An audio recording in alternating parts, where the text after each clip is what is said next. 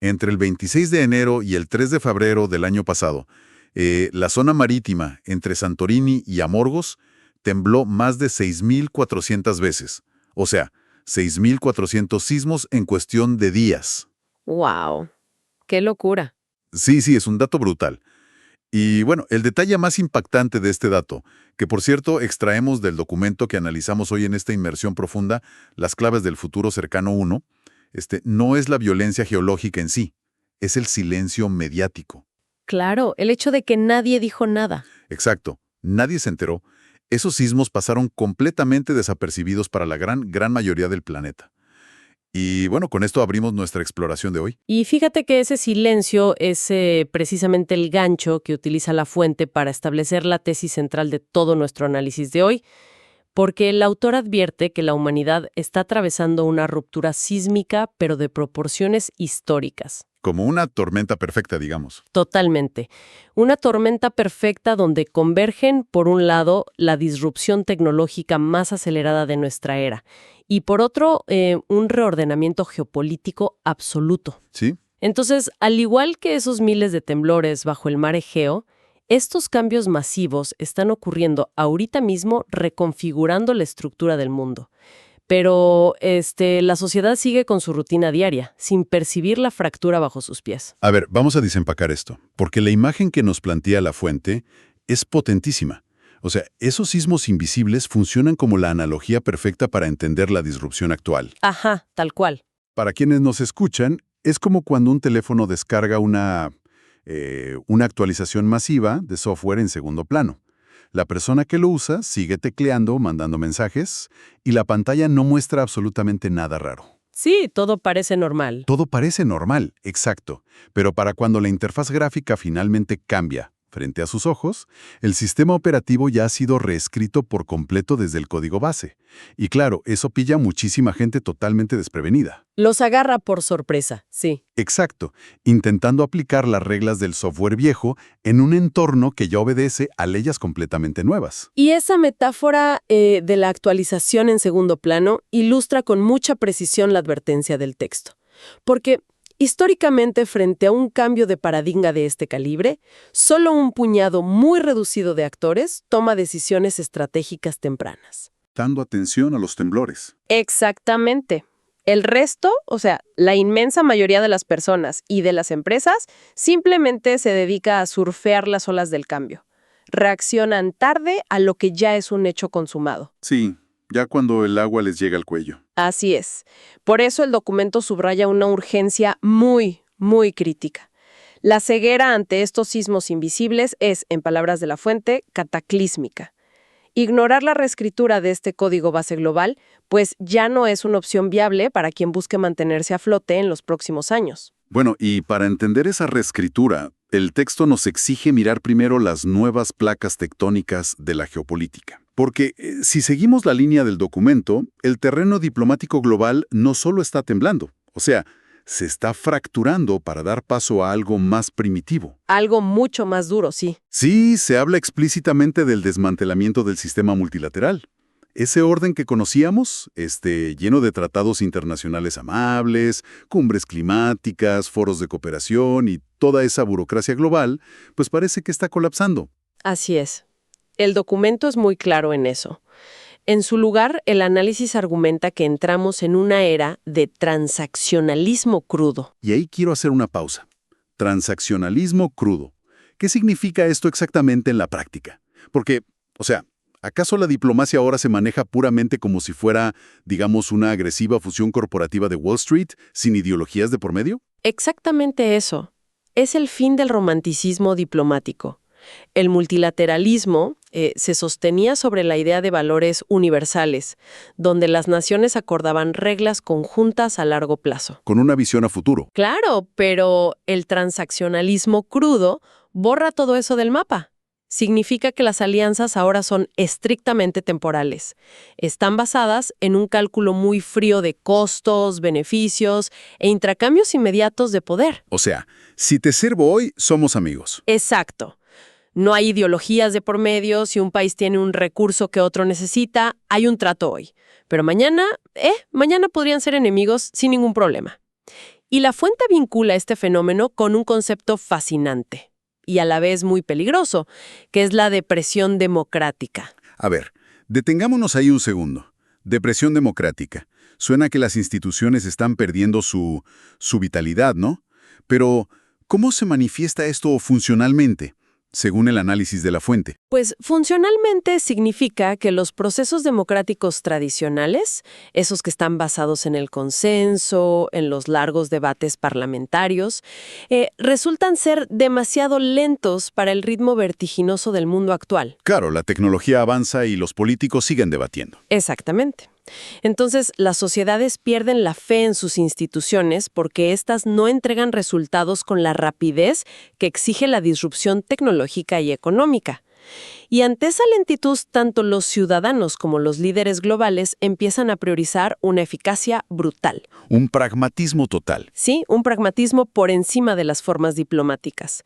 Esto facilita muchísimo el terreno para guerras de nueva generación y una preocupante proliferación nuclear. Todo porque los mecanismos de freno institucionales pues se están oxidando. ¡Wow! Lo cual explica perfectamente el nuevo mapa de poder que delineaba Fuente.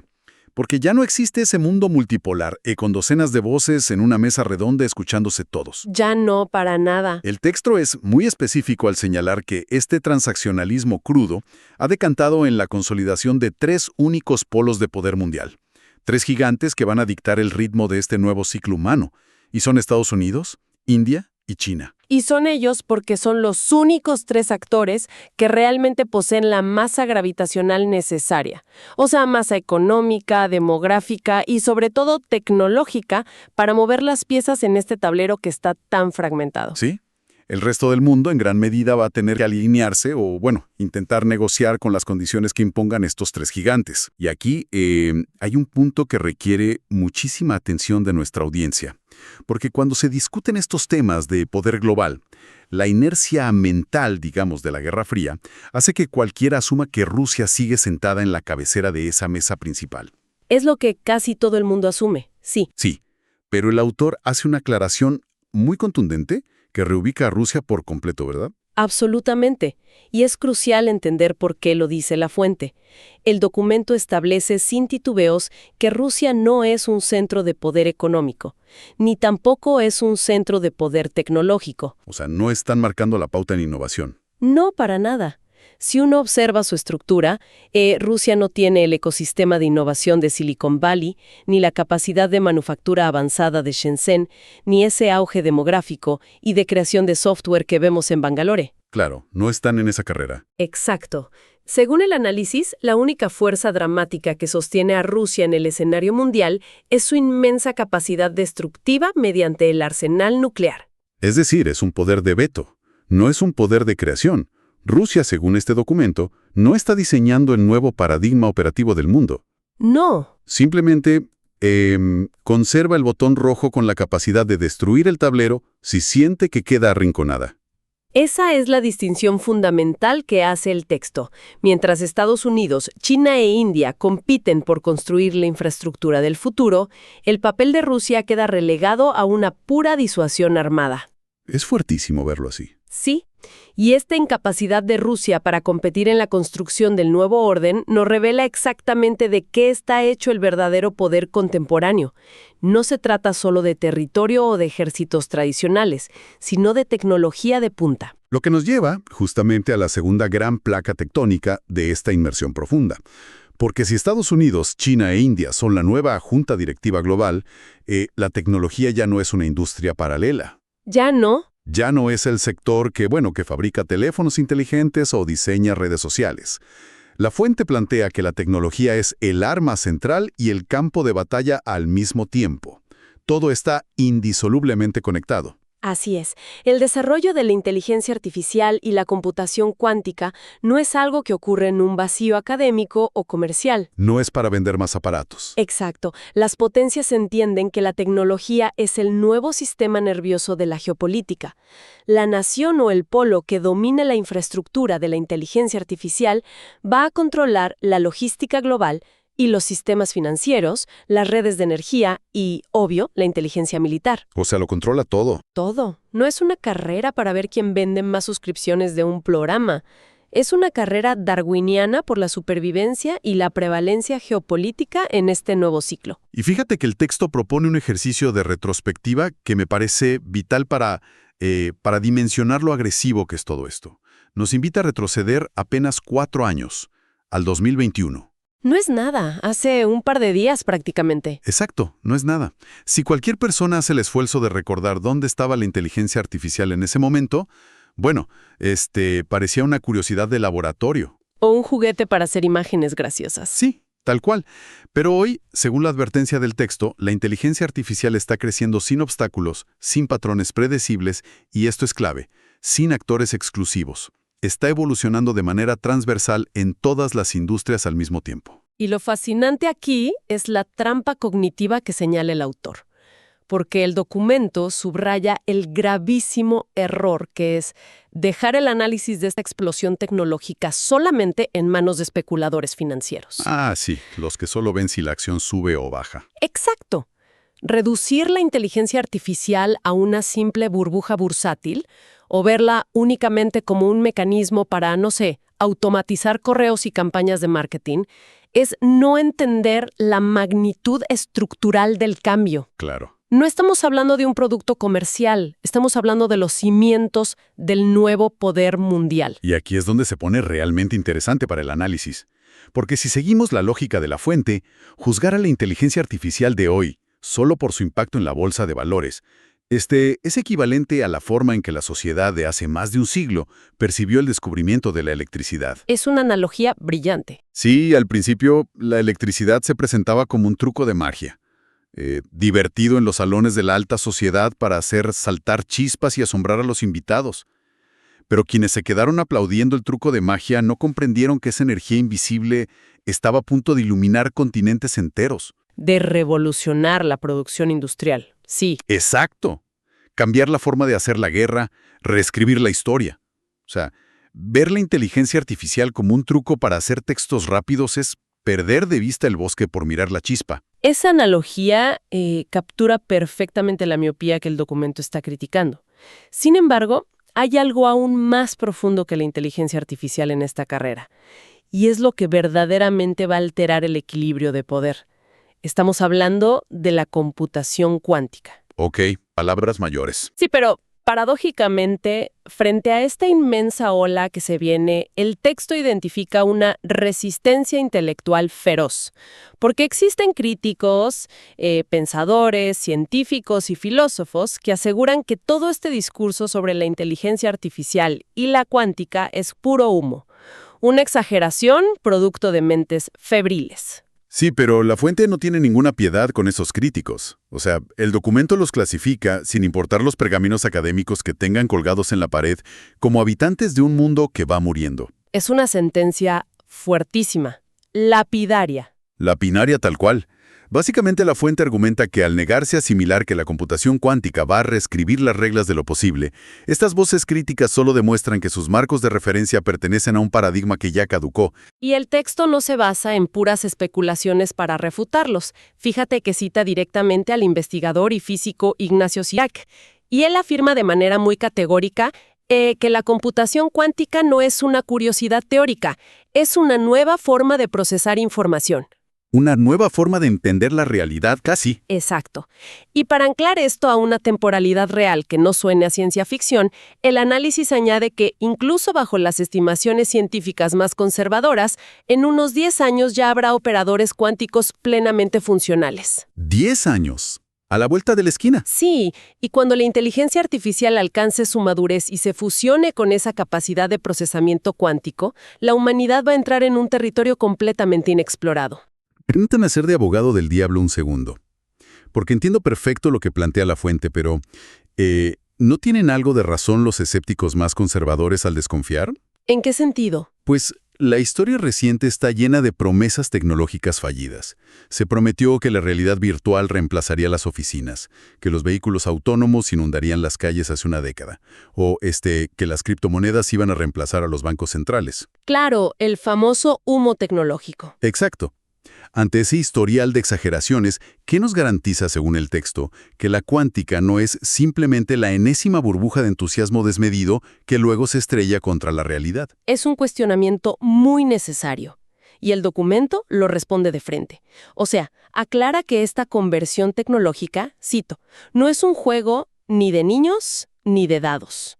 Ok. La gran diferencia radica en el mecanismo físico y su aplicación estratégica. Para comprender por qué esto no es una simple moda, hay que entender muy brevemente qué hace diferente a la computación cuántica. A ver, explícanos un poco esa parte según la fuente. Pues una computadora clásica, por más potente y avanzada que sea, resuelve los problemas de forma lineal. Prueba un camino a la vez. Es como si intentara salir de un laberinto chocando contra cada pared hasta encontrar la salida. Una por una. Exacto. Un procesador cuántico, en cambio, utiliza los principios de la mecánica cuántica para explorar todos los caminos del laberinto, pero de manera simultánea. ¡Wow! O sea, lo cual cambia por completo las reglas del juego a nivel de seguridad nacional, por ejemplo, porque si una máquina puede calcular millones de variables de forma simultánea, eso no solo sirve para la investigación médica, sirve para descifrar contraseñas, ¿correcto? Exactamente. Y esa es la clave del poder geopolítico que menciona el texto. Hoy en día, toda la infraestructura global, los secretos de Estado, las transferencias bancarias, las comunicaciones militares, todo está protegido por algoritmos matemáticos complejos. Algoritmos que a una computadora normal le costaría la vida descifrar. Claro, le tomaría miles de años a una computadora clásica, pero una computadora cuántica podría romper esa encriptación en cuestión de horas o incluso minutos. ¡Qué miedo! Sí, por eso la nación que logre la supremacía cuántica primero tendrá literalmente las llaves para acceder a la información clasificada de cualquier rival. Por eso la fuente insiste en que no es una exageración febril, es una cuestión de supervivencia pura y dura. Bueno, y si la tecnología avanzada es la herramienta definitiva para ejercer poder, y además requiere tanta capacidad computacional como materiales físicos específicos, eso aterriza la conversación en el presente geopolítico más inmediato. En el hoy. En el hoy. El análisis de la fuente pone un foco particular en cómo Estados Unidos se está adaptando a este nuevo escenario. Y aquí hago una pequeña pausa para recordar que, al abordar este punto, nos mantenemos estrictamente en la interpretación de los datos que provee el texto, analizando todo de forma neutral. Por supuesto, solo estamos reportando el análisis del documento. Exacto. El documento evalúa la figura de Donald Trump al frente de la nación más poderosa y pide hacer un ejercicio analítico muy claro. Pide quitarle el marketing. O sea, ignorar el ruido mediático y enfocarse puramente en la esencia, en los hechos y las acciones estratégicas. Y al realizar ese ejercicio de desnudar la política de su retórica mediática, el texto argumenta que lo que queda es la materialización exacta de ese transaccionalismo crudo del que hablamos al inicio. Ah, ahí se conecta todo. Sí. Bajo esta óptica, el resurgimiento del concepto de América para los americanos no es un simple eslogan nacionalista. Según el autor, es una estrategia defensiva y ofensiva ante un viejo orden que hace aguas por todos lados. Claro. Y la prueba más fascinante de este pragmatismo exacerbado, según expone el documento, es el interés manifiesto por Groenlandia. Ah, el tema de Groenlandia es extraordinario, porque suena casi a una excentricidad inmobiliaria a simple vista, ¿no? Sí, suena absurdo al principio. Suena absurdo, sí. Pero la fuente cataloga a esta enorme isla congelada no como un capricho, sino como la gran cabeza de playa de un reacomodo territorial, espacial y político. Pero, a ver, ¿por qué Groenlandia? ¿Qué tiene que ver el hielo del Ártico con la inteligencia artificial y este transaccionalismo global? Pues tiene absolutamente todo que ver. Volvemos al punto material de la tecnología. Para fabricar procesadores avanzados y hardware cuántico, se necesitan tierras raras y minerales críticos. Y ahí está la clave. Exacto. Groenlandia alberga reservas inmensas y casi inexploradas de estos recursos. Además, con el deshielo progresivo del Ártico, se están abriendo nuevas rutas comerciales marítimas que son clave. O sea, no es solo hielo, es un punto estratégico comercial. Totalmente. Y militarmente. La isla ofrece una posición inmejorable para instalar sistemas de alerta temprana de radares entre Norteamérica y Eurasia. ¡Wow! Por lo tanto, si lo vemos bajo la lupa del documento, Mirar hacia Groenlandia es una maniobra maestra de ajedrez en un mundo transaccional. Es un mundo donde el control físico de los recursos tecnológicos define al ganador. Es la encarnación perfecta de esa compleja redefinición de democracia y autoritarismo de la que hablábamos. O sea, cuando las potencias tradicionales se enfrentan a rivales como China, que operan con una eficiencia pragmática implacable, las democracias sienten la presión enorme de mutar. De adaptarse o morir, ¿eh? Exacto. Empiezan a saltarse los lentos consensos multilaterales para asegurar recursos vitales mediante acuerdos muy rápidos y asertivos. Por eso la fuente hace una advertencia crucial aquí. Dice que es un grave error de diagnóstico pensar que estamos presenciando una época de decadencia norteamericana. Así es. Si conectamos esto con el panorama general que plantea el texto, Estados Unidos no está en decadencia, está reconfigurándose rápidamente para sobrevivir al tsunami global.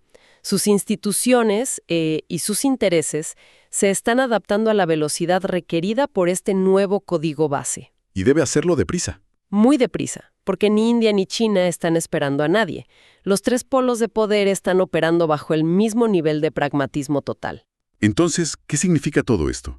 Si sintetizamos todas las piezas de este rompecabezas, según la fuente, vemos que el fin de la diplomacia romántica, la voluntad agresiva de redefinir fronteras y alianzas, como en el caso de Groenlandia, y la carrera a muerte por el dominio de la IA y la computación cuántica, bueno, todos son síntomas entrelazados de un ciclo humano sin precedentes. Sí, estamos en terreno desconocido. Es un momento histórico donde las reglas operativas de las últimas 7 décadas simplemente, dejaron de existir.